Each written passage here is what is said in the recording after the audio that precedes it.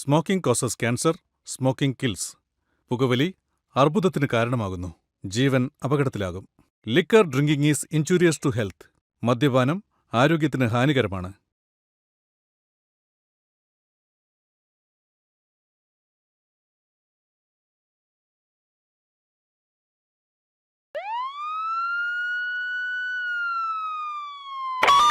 B12 mobile to calling. B2 mobile to answering. B2 mobile to answering. Kolkata ഭാഗത്ത് മലപ്പാറയിൽ ഒരു കൊലപാതകം report ചെയ്തിട്ടുണ്ട്. അവിടുത്തെ മെമ്പറുടെ നമ്പർ നിങ്ങൾക്ക് അയച്ചിട്ടുണ്ട്. എത്ര വേഗം റിപ്പോർട്ട് ചെയ്യാം? Okay, over.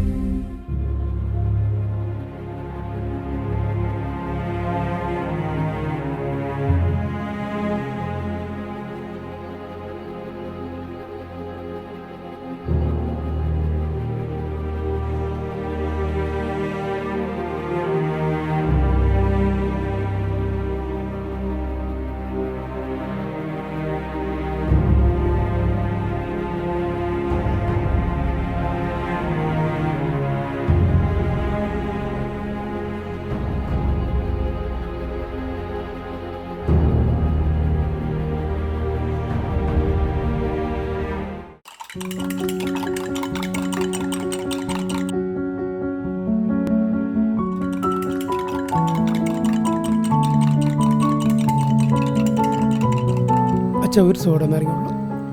ആ നീയോ? നിനക്ക് വെള്ളമില്ല, ഒരു കുന്തവും ഇല്ല, നീ മുടിഞ്ഞു പോത്തേ ഉള്ളൂ. ആ വെള്ളം കൂച്ചാൻ വന്നേക്കുന്നു.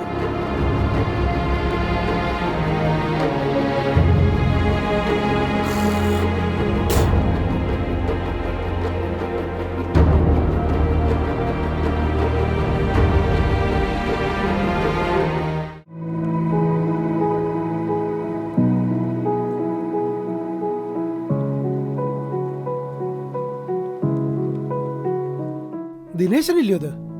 ഇവൻ എന്ന് ഗൾഫിൽ നിന്ന് വന്നു? ആ ദിനേശാ, എന്താ പരിപാടി? എവിടെ പോന്നു? നീ പോന്നു? വരുന്ന വഴിയാ. നിന്നെ കണ്ടത് നന്നായി. എൻ്റെ കാലിന് ഭയങ്കര വേദന. എന്നെ വീട്ടിലോട്ടൊന്നാക്ക്. നീ ഒന്നിറങ്ങേ, എനിക്ക് പോയിട്ട് വേറെ പണിയുണ്ട്. നിന്നെയൊക്കെ കേട്ടിട്ട് വേണം നാട്ടുകാർ എന്നെപ്പറ്റി അതും ഇതുമൊക്കെ പറയാൻ. ഇവനെ ജയിലിൽ നിന്ന് വിട്ടതാണോ അതോ ചാടിയതാണോ ആർക്കറിയാം.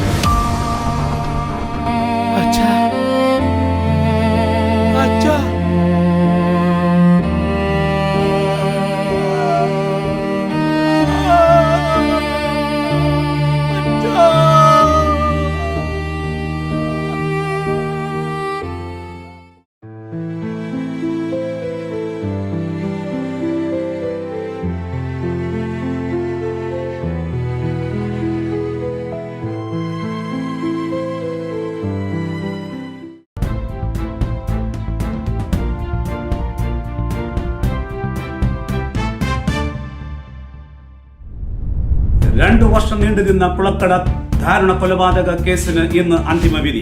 പിതാവ് ബാലകൃഷ്ണനെ മകൻ കാർത്തികേയൻ ശ്വാസം മുട്ടിച്ച് കൊലപ്പെടുത്തി എന്നാണ് കേസ്. മകൻ കാർത്തികേയൻ കുറ്റവിമുക്തനോ കൊലപാതകിയോ ഇന്നറിയാം.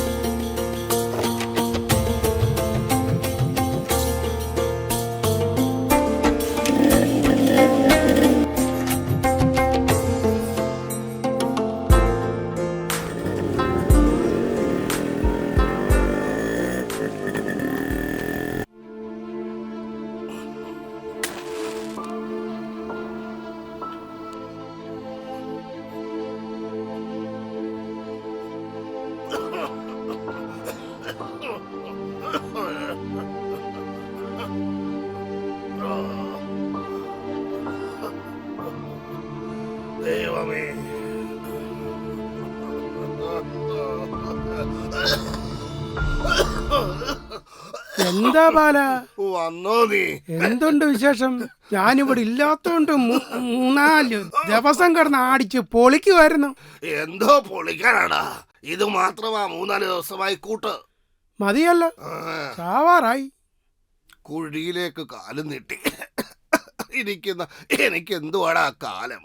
പോട്ടുപാല വേണ്ട, നീ ഒന്നും പറയണ്ട. ഇവിടുന്ന് ചിലരൊക്കെ പോയ പോക്ക. അച്ഛൻ ഇത് പറഞ്ഞാ മതി, അവനവന്റെ പ്രയാസം അവനോ അറിയാം. മോനെ കാർത്തി, നിന്റെ അമ്മ എന്നെ ഏൽപ്പിച്ചിട്ട് പോകുമ്പോ നിനക്ക് 5 വയസ്സേ ഉണ്ടായിരുന്നുള്ളൂ. അന്ന് നിന്റെ അമ്മ എന്നെ ഒറ്റപ്പെടുത്തി. ഇപ്പൊ നീയും ആയിക്കോടാ, ആയിക്കോ. ഇത് കേട്ട് ഞാൻ മടുത്തു. ഈ പഴങ്കഥയൊക്കെ ഒരുപാട് ഞാൻ കേട്ടത്. ബാലന്റെ പിണക്കം മാറ്റാൻ എന്റെ കയ്യിലൊരു സാധനമുണ്ട്.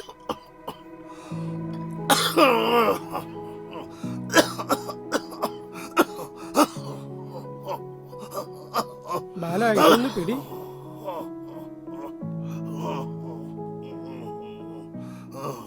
അച്ഛാ, അച്ഛൻ്റെ അടുത്തുനിന്ന് മാറി നിൽക്കുന്ന എനിക്കും വിഷമമില്ലയോ? ഞാൻ പിന്നെ എന്ത് ചെയ്യണം? ഈ ഞൊണ്ടിക്കാലിന് ആര് ജോലി തരാനാ? ഓ, നിങ്ങളെ ഒരു നശിച്ച വലി. അച്ഛാ, അച്ഛനോട് എത്ര പ്രാവശ്യം പറഞ്ഞാ ഈ ബീഡി വലിക്കരുതെന്ന്? ഡോക്ടർ പറഞ്ഞത് ബീഡി വലിച്ചാ ഇനി അധികം നാള് കാണില്ലെന്നാ. എനിക്ക് അച്ഛൻ മാത്രമല്ല ഉള്ളൂ അച്ഛാ, എനിക്ക് എന്നും എന്റെ അച്ഛനെ കാണണം. ഈ മേടിച്ചെന്ന കുപ്പി പോലും അച്ഛൻ ആഗ്രഹിക്കുന്നത് മാത്രമാണ്. ഇത് ഇന്നത്തരം കൊണ്ട് തീർക്കാനുള്ളതല്ല. കുറേശ്ശെ വലിക്കുകയും കുടിക്കുകയും ചെയ്താൽ കുറച്ച് നാളൂടെ ജീവിക്കാം. ഞാൻ പറഞ്ഞില്ലെന്ന് വേണ്ട.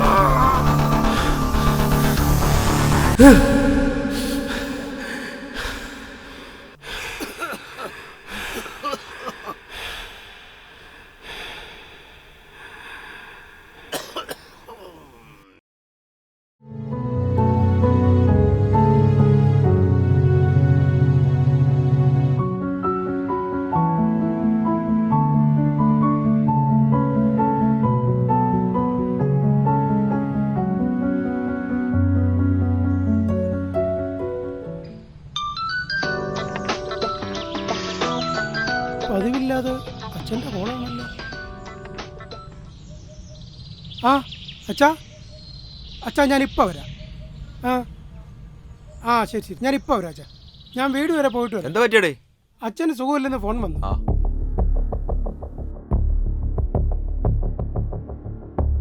എടാ ദിനേശാ, നീ എവിടെയാ? ഞാനിപ്പോ വീട്ടിലുണ്ട്. നീ ആ കാർ കൊടുത്തോണ്ട് വീട്ടിലോട്ടൊന്ന് വാടാ. എളുപ്പം വരണേ, അച്ഛന് സുഖമില്ലായിരിക്കൂടാ. ഞാൻ വീട്ടിലോട്ട് പോവാ. ശരി, ഞാൻ വരാം. പെട്ടെന്ന് വാ.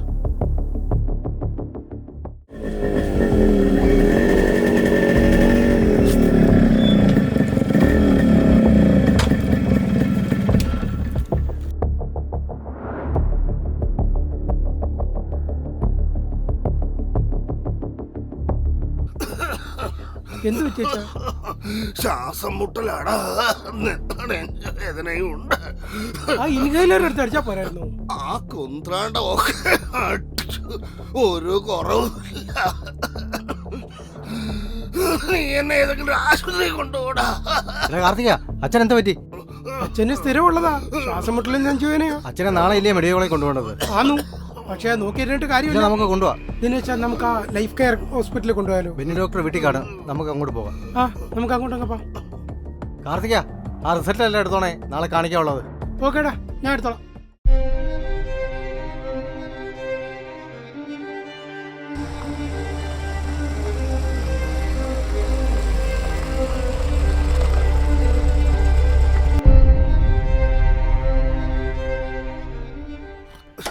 ദിനേശ, അച്ഛനെ ഒന്ന് വിളിച്ചേക്കണോടാ. അച്ഛാ, പതുക്കെ പതുക്കെ പതുക്കെ വാ. നോക്കി നോക്കി നോക്കി പതുക്കെ.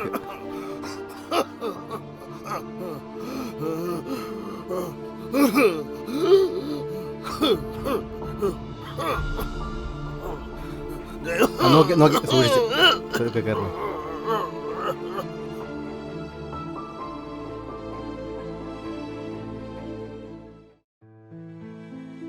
Okay sir.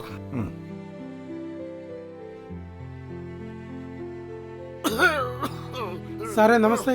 വാ, കയറി വാ, കയറി വാ, ഇരിക്കും. അച്ഛന്റെ പേരെന്താ? ബാലേന്ദ്രൻ. എത്ര വയസ്സുണ്ട് അച്ഛന്? 65 വയസ്സായി. എന്താണ് പ്രശ്നം അച്ഛന്? നെഞ്ചുവേന, ശ്വാസം മുട്ടലുമോ? ഓ, ശ്വാസമുട്ടില്ലല്ലേ? ശ്വാസം ഒന്ന് വലിച്ചു വിട്ടേ, ഒന്നുകൂടെ ഒന്ന് വലിച്ചു വിട്ടേ. എത്ര നാളായി തുടങ്ങിയിട്ട്? 1 കൊല്ലത്തോളമായി തുടങ്ങിയിട്ട്. മെഡിക്കൽ കോളേജിലാണ് കാണിച്ചുകൊണ്ടിരിക്കുന്നത്. കുറച്ച് ടെസ്റ്റ് ചെയ്യാനായിട്ട് തന്നു വിട്ടിരുന്നു. നാളെ പോകേണ്ടതാ. ടെസ്റ്റ് ചെയ്തുകൊണ്ട് ചെല്ലാൻ പറഞ്ഞു. ആ റിസൾട്ട് ഒന്ന് കാണിച്ചേ.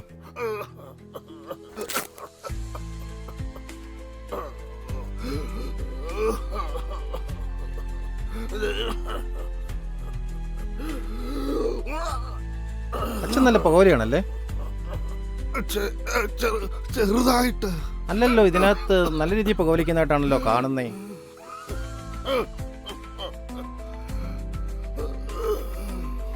അച്ഛന് നേരത്തെ ഒരു അറ്റാക്ക് വന്നിട്ടുണ്ടായിരുന്നു. നേരത്തെ ഒരു പ്രാവശ്യം വന്നിട്ടുണ്ടായിരുന്നു.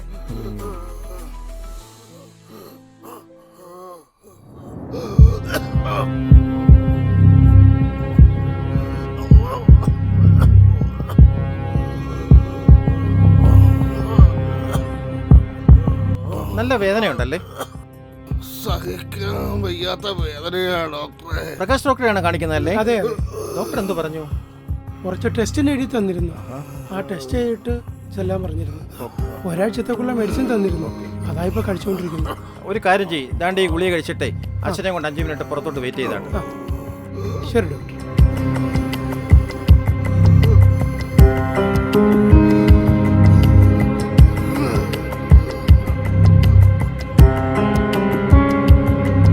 ഹലോ, പ്രകാശൻ ഡോക്ടർ അല്ലേ?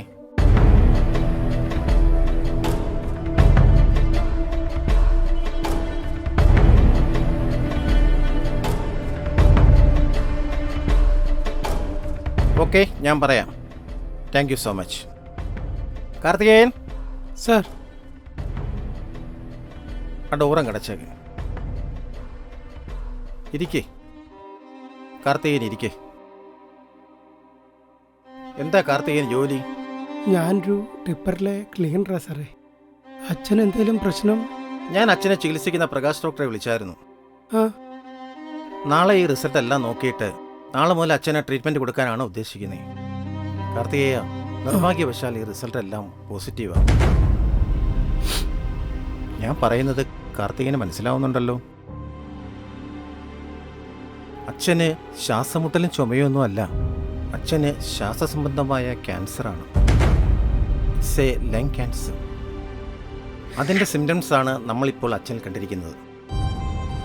അച്ഛനെ രക്ഷപ്പെടുത്താൻ എന്തേലും മാർഗമുണ്ടോ? പറ്റുമായിരുന്നു കാർത്തിക, പക്ഷേ തുടക്കത്തിലായിരുന്നെങ്കിൽ അത് ചെയ്യാമായിരുന്നു. ഇപ്പോഴത്തെ അവസ്ഥ വളരെ മോശമാണ് കാർത്തിക. ഇനി അച്ഛൻ 1-2 ആഴ്ച നമ്മളോടൊപ്പം കാണുകയുള്ളൂ. ഈ സത്യം കാർത്തികയെ മനസ്സിലാക്കണം.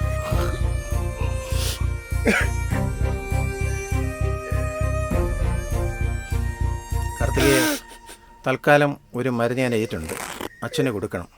വേദനയ്ക്കൊരു ശമനം ഉണ്ടാവും. ശരി ഡോക്ടർ.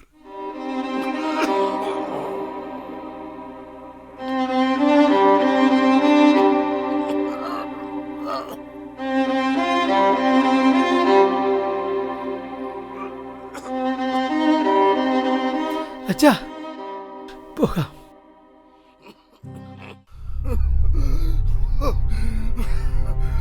മോനെ, എനിക്ക് വയ്യടാ.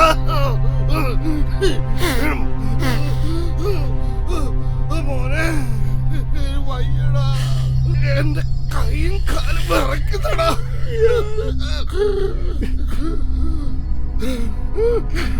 വയ്യ മോനെ, നോവ് സഹിക്കാൻ പറ്റുന്നില്ലടാ. ഓടി വാടാ. അച്ഛനെ എവിടെങ്കിലും ഒന്ന് കൊണ്ടുപോടാ.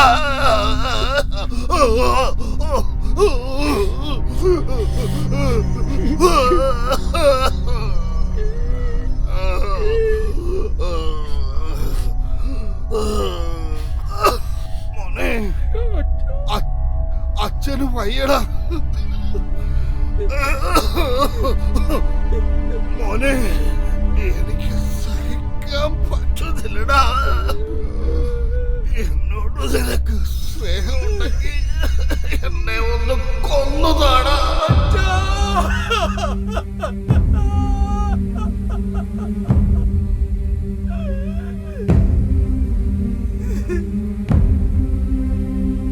ദൈവമേ, എന്നെ എന്തിനിങ്ങനെ പരീക്ഷിക്കുന്നേ? ഇനി എൻ്റെ അച്ഛൻ്റെ ആഗ്രഹം സാധിച്ചു കൊടുക്കാം.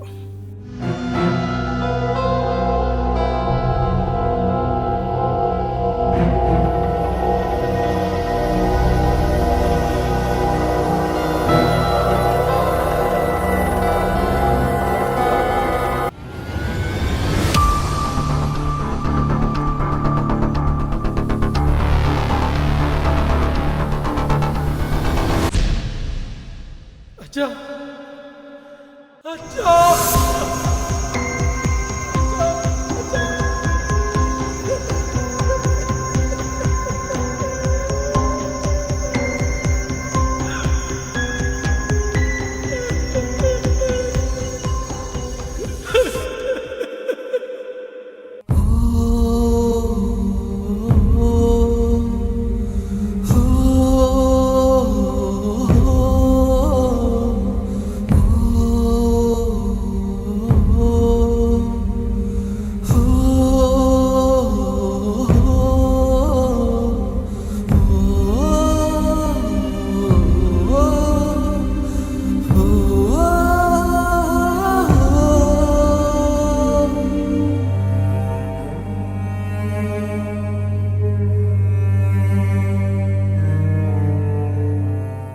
മെമ്പറെ ഒന്ന് വിളിക്കട്ടെ.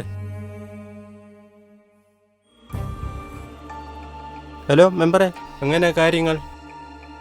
ഞാൻ അറിഞ്ഞു സുരേഷെ, ഞാൻ സ്ഥലത്തില്ല. ഞാൻ റെന്നീസ് ഡോക്ടറെ അങ്ങോട്ട് അയച്ചിട്ടുണ്ട്. ഓക്കെ.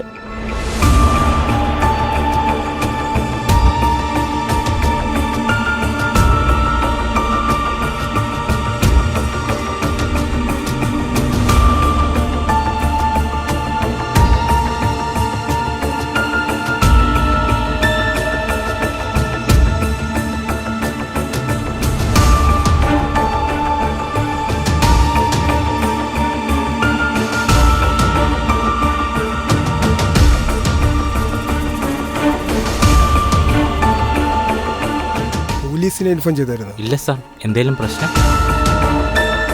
ഒന്ന് പുറത്തേക്ക് പോ.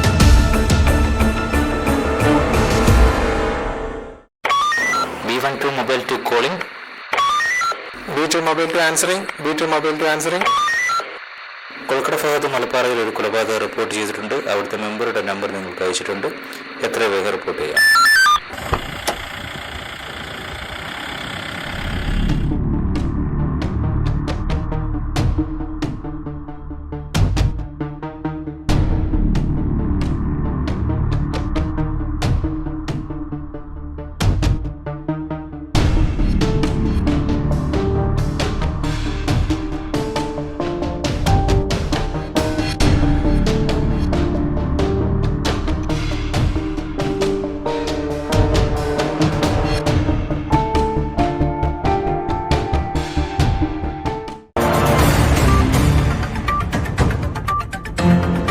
ഇപ്പോൾ കിട്ടിയ വാർത്ത, മകൻ അച്ഛനെ ശ്വാസം മുട്ടിച്ച് കൊലപ്പെടുത്തിയ നിലയിൽ കേരളത്തെ ഞെട്ടിച്ച ഈ ദാരുണ കൊലപാതകം അരങ്ങേറിയത് കൊട്ടാരക്കര കുളക്കടയിലാണ്.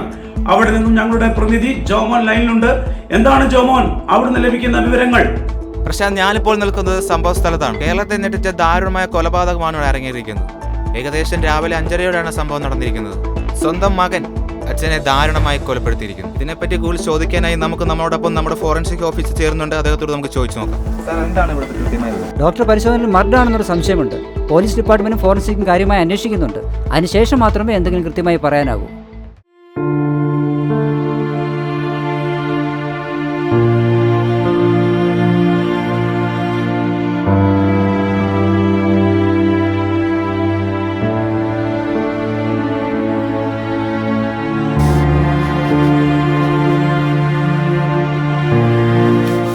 കേരള ജനതയെ ഞെട്ടിച്ച കുളക്കട ദാരുണ കൊലപാതക കേസിന്റെ ചുരുൾ ഇന്ന് അഴിയും.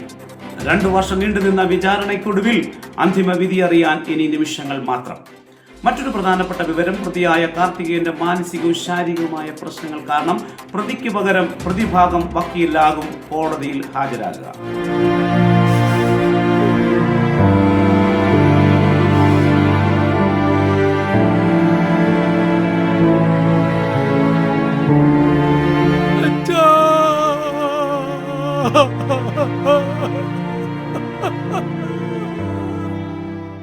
He will turn the hearts of the fathers to their children and the hearts of the children to their fathers.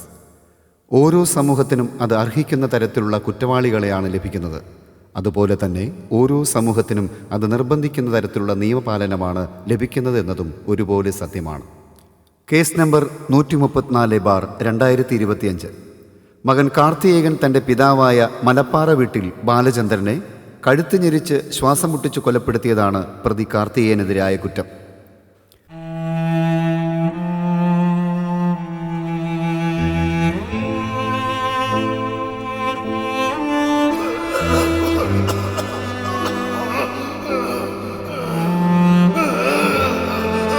എന്നെ കൊണ്ട് പറ്റണില്ലല്ലോ ഈശ്വര.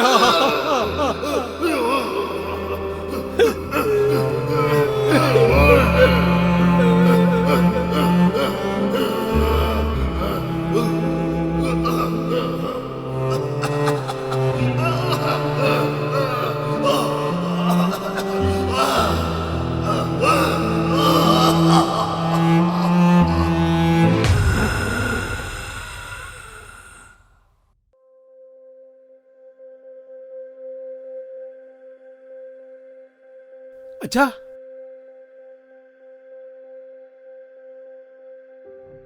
അച്ഛാ, അച്ഛാ, അച്ഛാ, അച്ഛാ.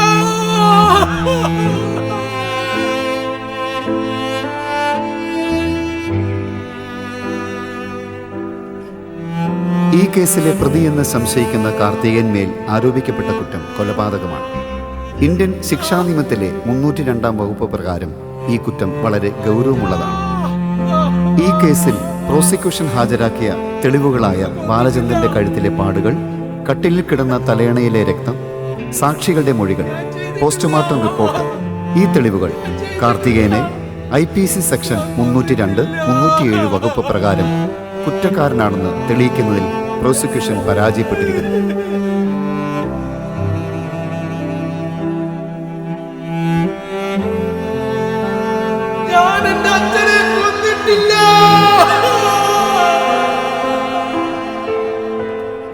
പ്രോസിക്യൂഷൻ നിരത്തിയ പ്രധാന തെളിവായ ബാലചന്ദ്രന്റെ കഴുത്തിലെ പാട് ഫോറൻസിക് റിപ്പോർട്ട് പ്രകാരം ബാലചന്ദ്രന്റെ കൈപ്പത്തിയുടെ പാടുകൾ തന്നെയാണെന്ന് കോടതിക്ക് ബോധ്യപ്പെട്ടു. കൂടാതെ ബാലചന്ദ്രൻ ഒരു ക്യാൻസർ പേഷ്യന്റ് ആണെന്ന് മെഡിക്കൽ റിപ്പോർട്ട് പ്രകാരം ബോധ്യപ്പെട്ടിരിക്കുന്നു. ക്യാൻസറിന്റെ അസഹ്യമായ വേദനയിൽ ശക്തമായ ശ്വാസതടസ്സവും നേരിട്ടപ്പോൾ തന്റെ കൈകൾ കൊണ്ട് കഴുത്തിൽ ശക്തിയായി അമർത്തുകയും ആ സാഹചര്യത്തിൽ ഹൃദയാഘാതം സംഭവിക്കുകയും രക്തം ഛർദ്ദിക്കുകയും ആ രക്തം സമീപത്തുണ്ടായിരുന്ന തലയിണയിൽ ആകുകയുമാണ് ഉണ്ടായതെന്ന് പോസ്റ്റ്മോർട്ടം റിപ്പോർട്ടിൽ തെളിഞ്ഞിരിക്കുന്നു. പോസ്റ്റ്മോർട്ടം റിപ്പോർട്ടിലെയും ഫോറൻസിക് റിപ്പോർട്ടിലെയും ചില സംശയങ്ങളാണ് ഈ കേസിലെ വിധി ഇത്രയും വൈകാൻ കാരണമായത്. ആയതിനാൽ ഈ കേസിലെ പ്രതിയായ കാർത്തികൻ മേൽ പ്രോസിക്യൂഷൻ നിരത്തിയ തെളിവുകളുടെ അഭാവം മൂലം കുറ്റാരോപിതനെന്ന് ചുമത്തപ്പെട്ട കാർത്തികൻ തന്റെ പിതാവായ ബാലചന്ദ്രന്റെ മരണത്തിന് കുറ്റക്കാരനല്ല എന്ന് ഇതിനാൽ ഈ കോടതി കണ്ടെത്തിയിരിക്കുന്നു. തന്റെ പിതാവിന്റെ മരണം തന്റെ കൈകൾ കൊണ്ടാണെന്നുള്ള കാരണം കണക്കിലെടുത്ത് സമൂഹം തന്നെ നാളിതുവരെ കുലപാതകി എന്ന മുദ്ര കുത്തുകയും അതിലൂടെ കാർത്തികൻ അനുഭവിച്ച മാനസികവും ശാരീരികവുമായ ബുദ്ധിമുട്ടുകൾക്കും ഒരു നിരപരാധിയായ വ്യക്തിയെ നിയമ നടപടികൾക്ക് വലിച്ചിഴച്ചതിൽ കോടതി ഇതിനാൽ ഖേദം പ്രകടിപ്പിക്കുന്നു.